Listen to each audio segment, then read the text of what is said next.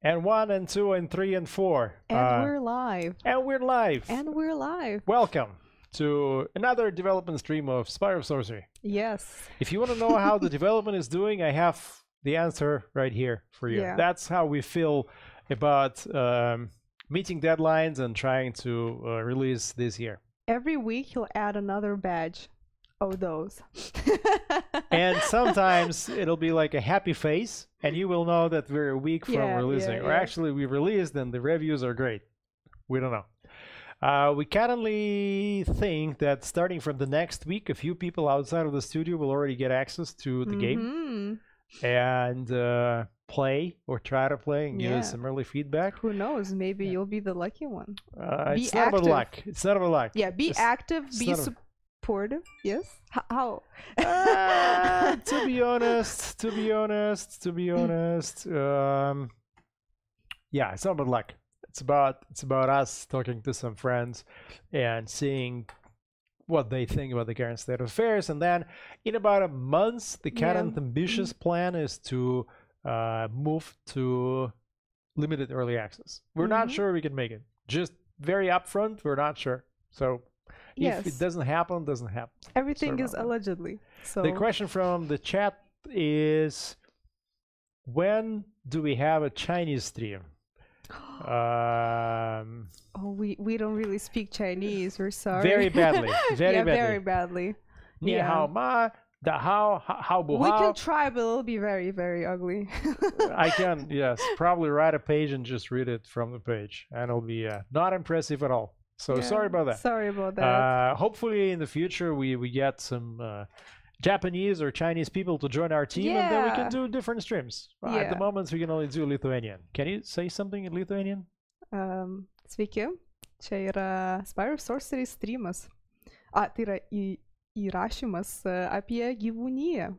So I already said in Lithuanian. Today we're going to talk about animals and creatures of Rund. Animals and creatures of Rund. This video is dedicated to the animals that will go into the early access version, and then the next stream over will be about creatures and non-humans and dwellers. And the reason is that there is a lot, and we think we'll spend about 25 minutes just presenting this. Let's show all the creatures. So I'm transitioning now to this board here. There you go. Okay. Damn. Now, these are all the animals and creatures of Rund that you will meet in the early access version. Yep. We expect to have more once the game progresses after the early access. For now, that's it. At the same time, we actually have more than we show here. Oh, yeah. And but we have a certain rule that we try to follow, and most times we succeed, not talk or show stuff that's not in the game. Because we really hate to be to give you false promises, basically. Yeah, the people that basically tell you something but not really give. A question from the chat about Turkish language. Merhaba, merhaba. I have some amazing friends in Ankara and in Istanbul, and sadly we are not able to support Turkish language officially as a localization, but happily and luckily Steam Workshop will have the opportunity to support any kind of localizations through the community work. Nice. And if there is a localization that people like, then we will happily approach that translator, sign a contract, pay money. We never accept free. Like, one stuff we don't like is free stuff. So if we work with someone, we pay for that work, whether or not it's exposure is not payment. No, we really don't like people who don't pay for stuff. So if we are interested in the Turkish localization and we think it's a good addition, then we have to pay for that. So at the moment the plan is English, Russian, Japanese, simplified Chinese, Korean, and then German and French somewhere down the line. That's it. If there is more interest, or if the sales are great, again, it's all about the interest, guys. It's all about the interest and the sales. And the sale. And well, sales are a part of interest, right? Yes. When we talk about, for example, Linux, we will not support Linux. When we talk about Mac, we will not support Mac. At least that's the current decision. And the reason is that even though I own a Mac and I want this game to be on Mac, and maybe there's 10 people who say... This podcast is not sponsored by Mac. No, not sponsored by Apple at all. But the thing is, we look at the stats, and the stats show that there is less than 3% of people who play on Mac and less than 1% who play on Linux. Even though there could be a lot of interest on the forums. So we look at this, and when we look at, for example, Spanish language, we have some great friends in Spain, and we know that there's maybe 1% or 2% of people who will play in Spanish, and that's not big enough for us to spend the time instead of this on that. But eventually, once the game becomes a million seller, we will add all 13 or 15. In our previous game, we support 13 languages, including Polish, Czech, Italian, Spanish, Brazilian Portuguese. Maybe someday we'll do Lithuanian. We also support Ukrainian in the previous game. Lithuanian, I don't know. That's a weird language. Buy the game. I think we had a total of 20 people from Lithuania who bought, out of 500,000 who bought the game. Anyway, moving on. Before you switch off this video, let's talk about the animals and creatures. We're talking about animals and creatures, we move to today's topic, which is the animals of Rune. And you're familiar. All of them are in the game, so you definitely will meet them. And what you're gonna see is the introduction to the world.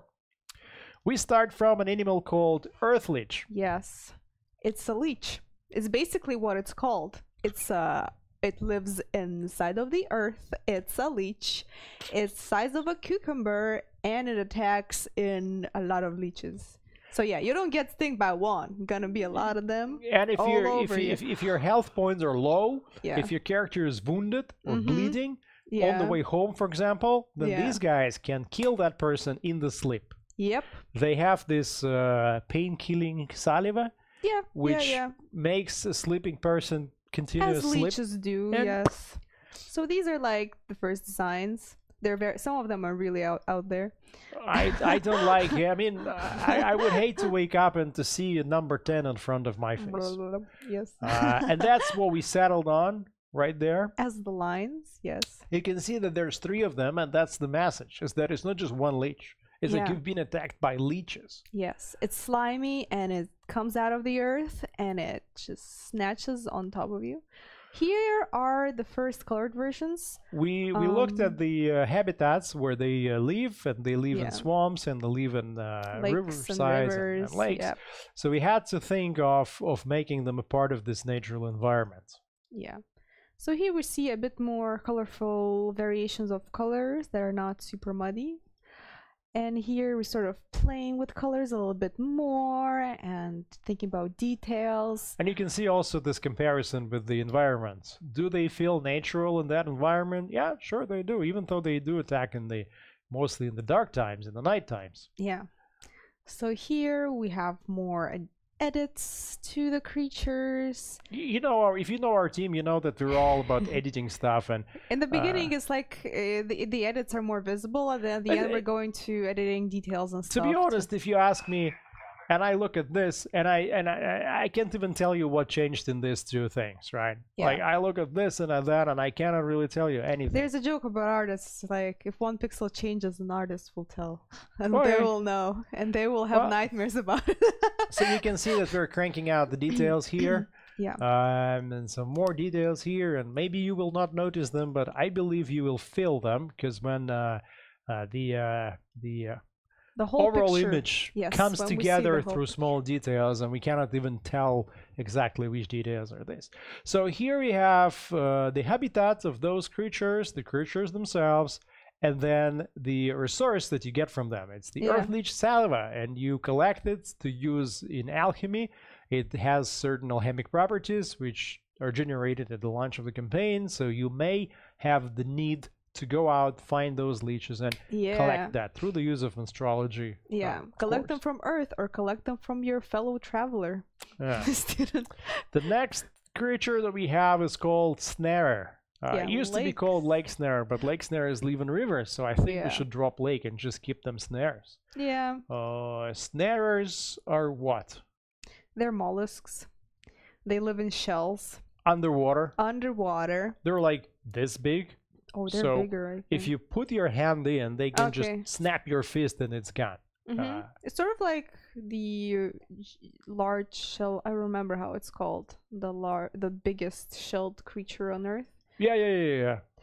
So the idea is that this creature has a sort of a flowery center that is nice and colorful, and it also has tentacles with which it catches its prey. And pulls in and then closes and then digests. Yeah. You'll see why you can lose the your hand when we get to the items. So this is the liner version that we've sent for coloring. We kind of understood that this is how it looks and we're all cool with this. And then... Yeah. The long coloring process begins. So at first we try to figure out what is the base color for this creature, because he needs to look natural in his natural habitat. Oh, I remember. Which is underwater, and if you look at the references here, it's pretty much all over the place. Yes. I wish I could do a David Attenborough impression, because this is the go-to documentary voice for English-speaking people. This is the lake snarer. And here... Never mind Rita, she had a long day today.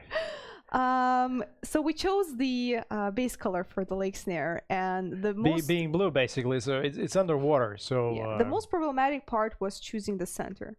What is the flower like? Because the base color should be sort of neutral, and other elements should be quite bright and complementary. Yeah. Like for example here you can see that this is some of the references we used. Because it should look like a flower, but at the same time it should look like an underwater being.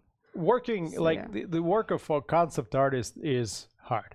It is difficult, yeah, especially if the designer doesn't have a clear picture of what they want. Usually they don't have a clear picture of what they want, so you have to think outside the box. You have to think even outside the requests and references that you're given, so that you can get the best result.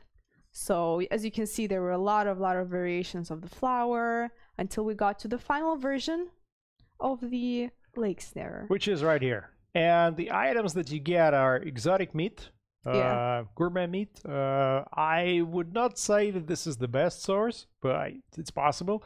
And for some recipes in the kitchen, you need exotic meat, you need gourmet meat. Yeah. The most valuable thing is the pearls. I think you can get you lose your hand for are the pearls. You could. I mean, it's depending on your swimming proficiency and your overall monstrology skill. Just kill the creature first. So you can get the pearls. Pearls you can sell, you can trade. It's valuable, and you also use them in preparing jewelry. And then you have tentacles, which possess a different kind of alchemic properties, and they're uncommon. Pearl is rare. Gourmet meat, that's uncommon. A mistake. That's like uncommon. Before we move to the next animal, there's a question from the chat log, which I'm going to address to one of my colleagues, who will then get back to me, and I will give you the answer. Since leeches are since the saliva of leeches contains a pain-killing property, wouldn't it make sense that the alchemic property would be fixed for them? There's one, I mean, there's a couple, I think, like calming or something, as opposed to being randomly generated. So I'm asking my colleagues to take a look at the game files and see what properties do we have, because in the world of, like, in Spire of Sorcery, some alchemic properties are fixed. Like you can see here tasljuk, for example. You can get his fat. The fat is always greasy, and it's always eatable. It has a property raw food and greasy. So tasljuk cannot become, I don't know, inflammable. Suddenly it's or exotic. Or represent life or death or something rare, you know. In terms of the saliva of the leeches, it could be that it has two properties, and one property is hard fixed. For example, calming. Curative or calming. Maybe curative. Maybe sure. Calming, maybe calming. Maybe calming, And then the other will be random. I don't know. But I asked my colleagues, and they will take a look at this, and then we'll report back to you. The next creature lives in... We have fluter. Lives... We have creeper. A creeper? Yes, that's my friend creeper. All right. Creepers live in everywhere wet. So they can invade your spire and eat your food. But not in early access. We cannot guarantee. It's not in the game yet. Well, Yes. that's one of the things. So far, you'll find them in swamps. You'll find them in rivers or lakes. I think it's next just to lakes. No, only in lakes, not in rivers. Oh, there's a lot, like caves. Yeah, this one only in lakes, but not caves, in rivers. lakes, catacombs, and swamps. So these are the first concepts. They're back from 2017, y'all, and yeah, we were looking for this creature that has a poisonous, acidic saliva that it throws. It lives underground. It should be able to live underground. It should be able to sort of throw its saliva at you. So from this jolly fellow, we went to a more dangerous looking creature. And it's also it's got a hard shell, so you cannot just go and sort of, cram it. No, you have to either use magic to drive it away or have high skill of actually killing it. And this is one of the reasons why creepers are dangerous to urls. You will see in the next stream next week the non-humans, and there is a race of urls, and they are so if you follow our Discord and forums, you'll be able to see updates of creatures. So what happens is urls don't care about any other predator, because other predators don't like the taste of disgusting. Except for these guys. These guys will eat urls in no time. They're not picky. They eat everything. And that's the final creature that there is. So because of the acidic bile, it poses certain danger when it invades the houses. Yeah. One of the common tasks for which people pay to the Guild of Mages is driving away creepers. Yeah. Basically insect control, pest control, but more expensive because the guild is not cheap. The guild is not cheap. And you mine from them saliva, which has certain properties. And again, someone will say, does it have corrosive property? Yeah. Probably it does. I would imagine it has two properties, and one would be fixed, which is corrosive, and the other would be random. I don't know. Definitely not healing. Let's see what our colleagues say later on. And now we move to Distorted Lands. Suddenly. All the way to the east. Yes, again, back to the y'all 2017. That's fluter from Distorted Lands, and the name fluter comes from the sound that it makes. With its beak. Somewhere on our channel you can find, but it's probably unlisted, but I don't know. But I know that there is a video. Maybe I'll give a link in the comments to the sound of fluter, as the sound is already ready. It was one of the first creatures that our sound designer and animation as well. Sounded. Oh yeah, it does this thing. And just a reminder, our creatures have sounds and they are moving. Some. Not every creature is animated yet, so we cannot promise you. But here's some colors. And since they live in Distorted Lands, they have a very bright coloring. Yeah, we're gonna go to Distorted Lands and see why, because right here, Distorted Lands are crazy. Absolutely crazy. Things are flying in the air. There's a lot of thunderstorms going on, electricity, everything. So here you see a fluter, and it just fits in. That's the final version of the creature. Yeah. And from fluters you can get rare ingredient, very rare. I think this is very rare. Actually, this is like the last thing before unique. It's fluter rare, wings, but it's rare right now. So fluter wings is something that you may need because of the alchemic properties that it has, and I think you could have up to 3. Yeah. And eventually you may have to go to Distorted Lands and grab that fluter and bring it back and extract that for your alchemic needs. Yep. The next animal is one of my favorites. It's called blackpaw. Yes. Tasljuk used to be the cutest animal, but now it's blackpaw. Very nice guy. Lives in ancient forest. Yes. This is the final. We're gonna go a bit backwards here. This is the final version. Okay, so let's go backwards. That's kind of a cute tasljuk, and this is the blackpaw. Blackpaws live in large families. Yeah. And they have nests. Yep. What they like is they like to eat berries and fruits, and they like to collect shiny things. Yes. So here you can see we were a bit struggling with the position of the hands and the nose. Yeah, it's awkward because he has, these are very first concepts. So number 4 or first one looks like from a Studio Gilby movie. And yeah, went with number 5. And the difficulty was to placement of his eyes and not making it weird because he has the eyes on all the sides.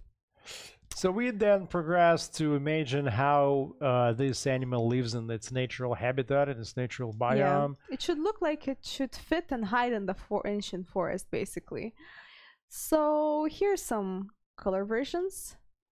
Right here, you can see kind of a mock-up next to there. But we wanted to get him darker, more gloomy. So here's a more blue version. They like to go out and look for stuff in the night or in the dusk.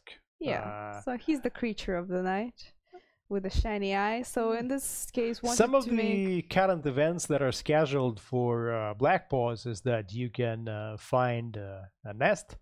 And in the nest, as you explore the nest, you may find something valuable, which they stole from someone else. You can also have a camp that's not guarded properly. Maybe you did not use a spell.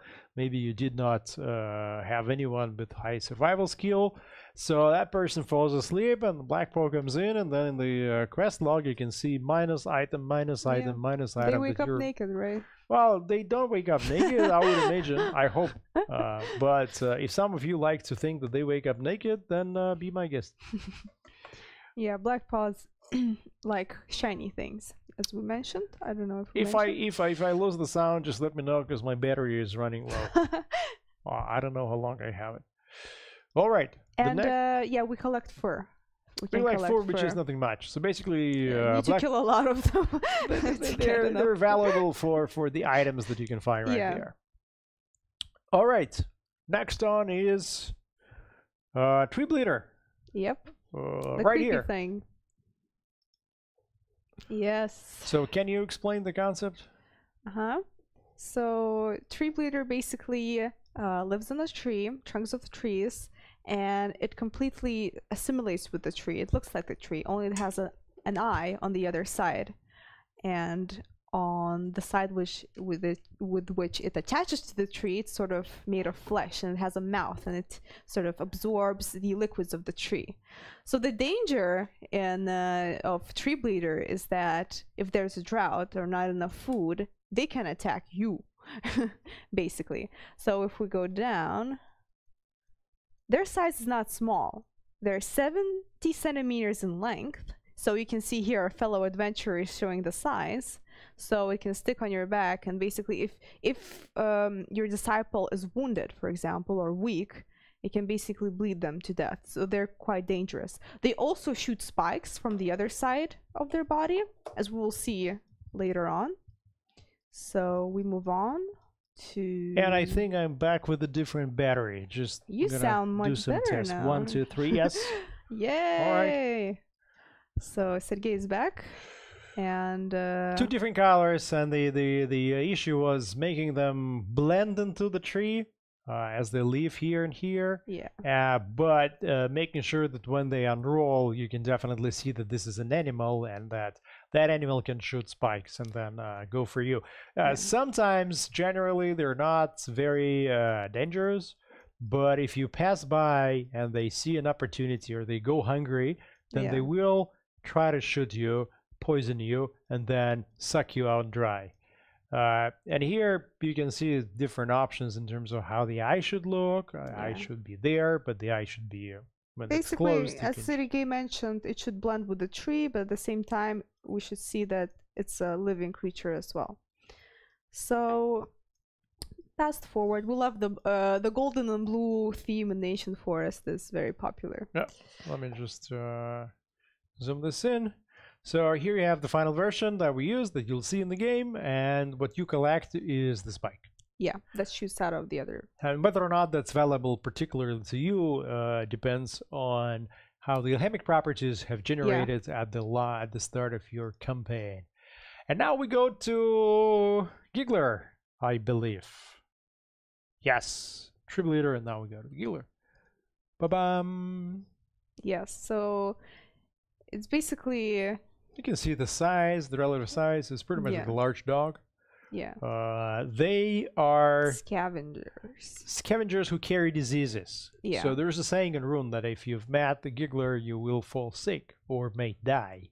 And the Giggler's head is the symbol of an epidemics in the area. Sometimes it's just painted on the gate, sometimes it's on the flag, sometimes it's the actual head. It's like the rat of Rund, you can call it, basically. Even worse, I would say, like, sometimes there's no clear parallels. The Rund has dogs, which are a bit different, but doesn't have horses. There's different things, and you'll also see some other animal that this animal is eating. They live in hills, plains, and in the forests, so it's not uncommon to meet them. It's not uncommon to hear the giggle of the giggler. Very loud, and if you try to attack them and they start screaming and giggling, then you may attract the attention of a forest cat, and then you have a problem. Yeah. So in the beginning we had this version, but then we started working with a different one. And here it's basically a hyena, but which was starved and diseased for a while. This is the concept of it. And this is where we're trying to make it look more like a dog and less like a dinosaur. And playing around with the back. Playing around with the back some more. I mean, we go crazy for details, so and don't be surprised. As not an artist, Sergey likes to say that, but if you were an artist, you would understand. I mean, I do the same thing. I do the same thing with. If you would have known how many times we rewrote the store page text, or there you go. Why so many details, Sergey? Why not just write? That's what our team is all about. That's what make us or make us great. I don't know. If you like details, you like our games, probably. So here we have the appearance of the little corpse. Right now it's a big corpse. Here's the little victim.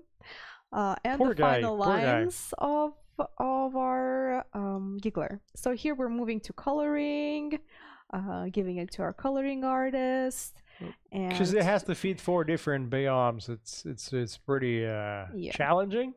So here there are more colors and playing with the fur. And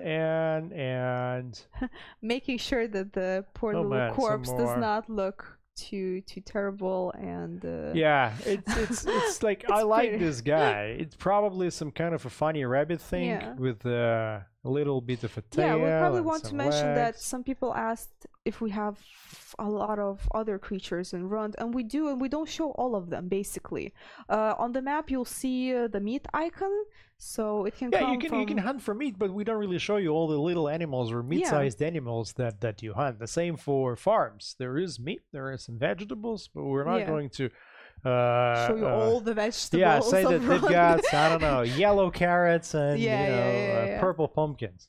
Some things you see because they become resources, like exotic fruit. Yes. That you will see, and that's a fruit unlike anything. That will be 2 streams from now. So next stream will be creatures, non-humans, and the next step over we'll talk about the flora and some of the fruits and so on and so on. So I want to focus on important creatures basically. And here from this creature you can get the eggs.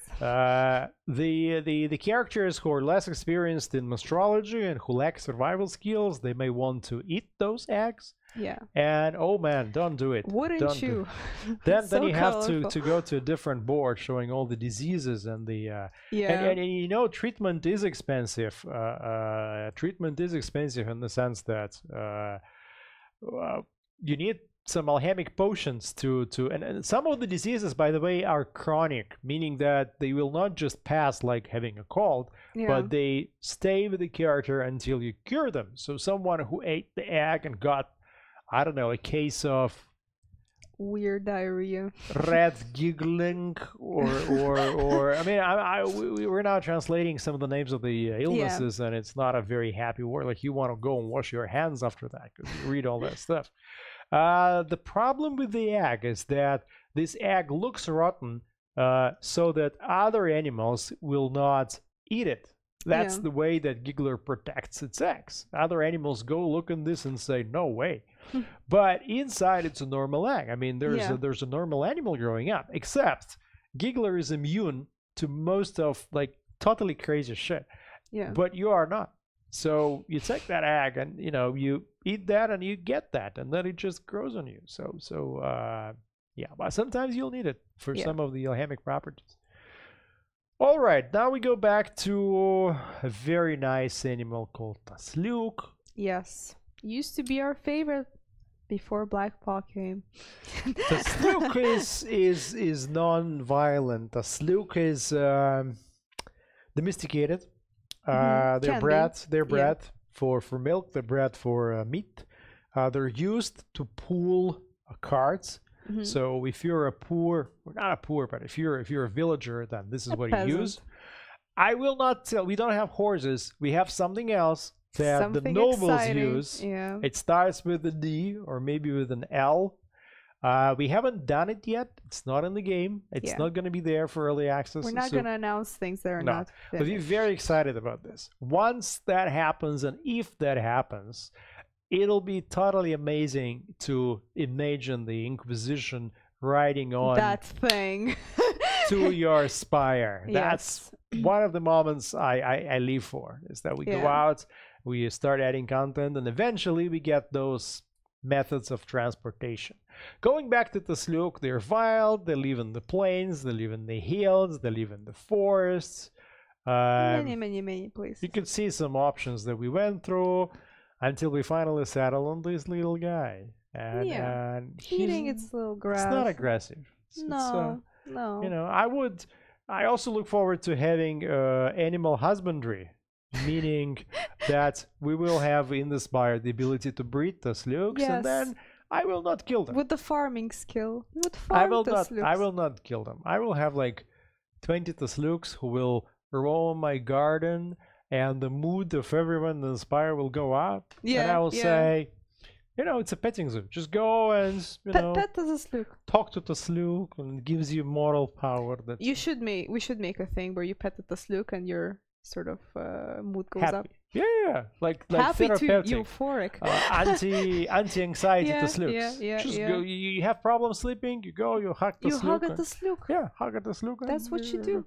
And if you guys ever rode horses, you know how great this is, and how many anxieties you can cure just by climbing on the horse and hugging in. And I've seen some cases that were amazing.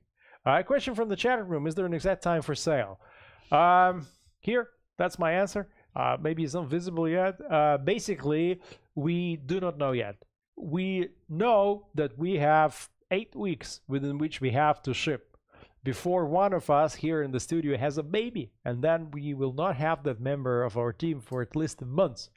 So we really want to do it, and we cannot ask the baby to, you know, stay longer. That's a hard limit. Or help us ship the game. And just yesterday we had 2 days ago we have meetings, and we talk about trying to enter limited early access within 1 month. Can we do it? I don't know. Like, we cannot promise it, really. This game is bigger than anything we've done before. We're just a producer and an artist, you know. We're not game designers. I mean, the team is 8 people, and 8 people is not a lot for our ambitions, for how many systems we want to do and how many. We do our best. The good thing is that it's all very connected and moddable and expandable. So we're building the tools that will help us continue development like that. But the other thing is that it just takes a lot of effort. There's so many things to do. So we will try our best to ship the game within a couple of months. Doesn't happen, then you'll see us sad. But we will not give up. We'll continue. A lot of F words on that shirt. I'll have to sell that shirt. Yeah. Because you'll run out of budget at the end of the year. So from this animal, you can get the fat, meat, and hide. It's pretty common animal. It's not dangerous, so it's a good source of everything. And fat has a preset property, food, and a second preset property, greasy. So that's one of those items that has a preset property, and whatever campaign you start, there is. The next animal on the list is a forest cat.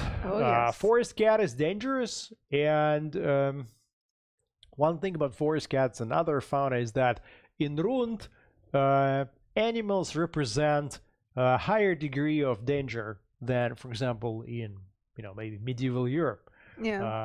You get killed, like you can go for something to the forest, you don't make it back in time, and stingtail eats you, and that's the last thing you heard about that. I was talking to my guys about the documentary about Amazon River, and there's a gentleman who talks about his kids right now, like in these days, and he's got 3 kids. So one kid moved to the big city, one kid stayed with him, and the third kid got killed by a jaguar. Whoa. And someone else in the village talks about their kids, and there's like one kid died from snake poisoning, one kid died from anaconda. It's just a common thing, you know. They live very deep in the jungle, but the thing is, like, it's a part of the daily risk. That is not exotic. So for us, forest cat can attack people. It's like getting hit by a car in the city. Here you're getting attacked, mauled by a forest cat, basically. Think of this cat as a kind of a pantera. Leafy one. Lives on the trees, climbs on the trees, attacks by jumping down. It can take over a person, a small person. A couple of forest cats can take over a couple of adults if they so choose. And it has this little kind of... the word, I lost the word. Shining... we'll see it in the items. Thing that emits light in the dark, and it uses it to hunt blackpaws. Blackpaws go and look, and oh, there's something shiny, and then boom.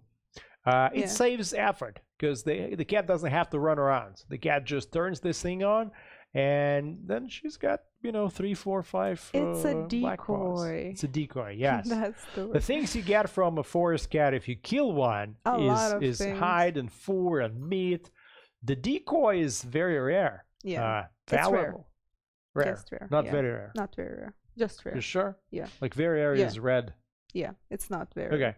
And then the fangs. So all of those things are used in alchemy, and probably depending on how the world generates for you, you may need one of those to do something.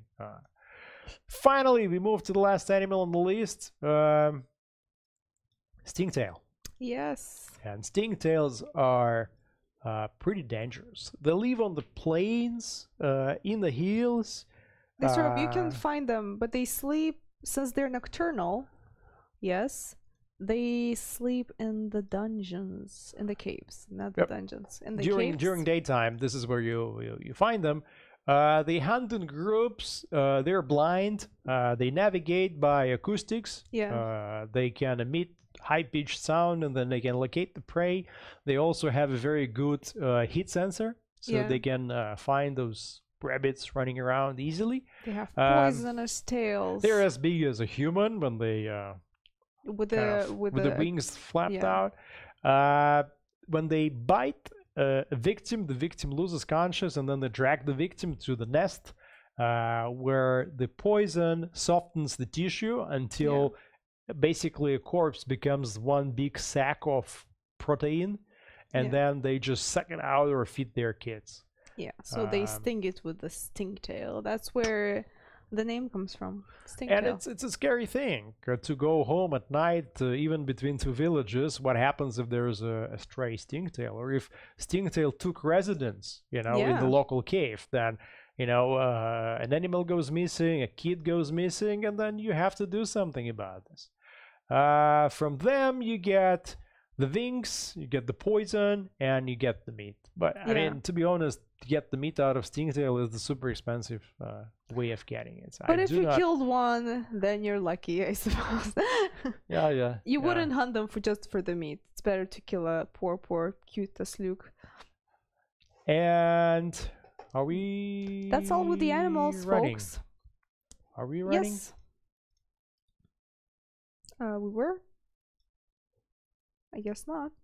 That's strange.